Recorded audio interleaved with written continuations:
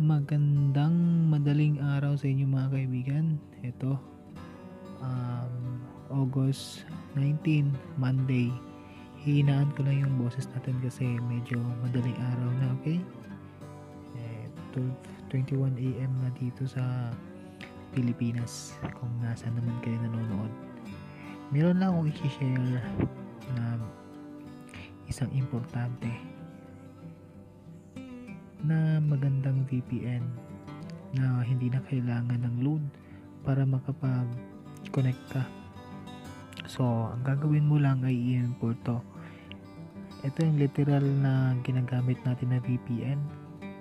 Yun yung pinakauna natin ginagamit na VPN. Ito yung HTTP injector.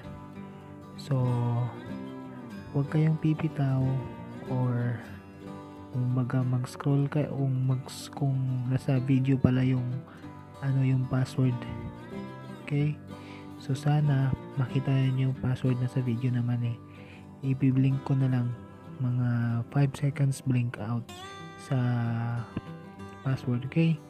So ang gagawin niyo lang is i-import lang yun. Madali lang naman yung pag-import So first, kuha ka ng configuration dyan sa baba. May description sa my YouTube na pinapanood mo. Okay? So tapos download mo, and then pagkatapos mong i-download, punta ka sa HTTP injector. Okay? So punta tayo sa HTTP injector. So import natin to. So makikita mo naman yan sa download internal. Then makikita mo yan sa download folder. Yan. So ang pangalan noon, ang ilalagay ko is ito, no load beta. So wala nga akong load. So eto, wala akong pang data. Oo, patry na rin sa inyo kasi wala talaga akong load dito. Kayo na bahala mag-comment or something dyan. Beta test wala naman sa akin kasi connected. Kakagawa lang nito ni Gibo. So shoutout pala kay Sir Gibo na gumawa ng configuration nito.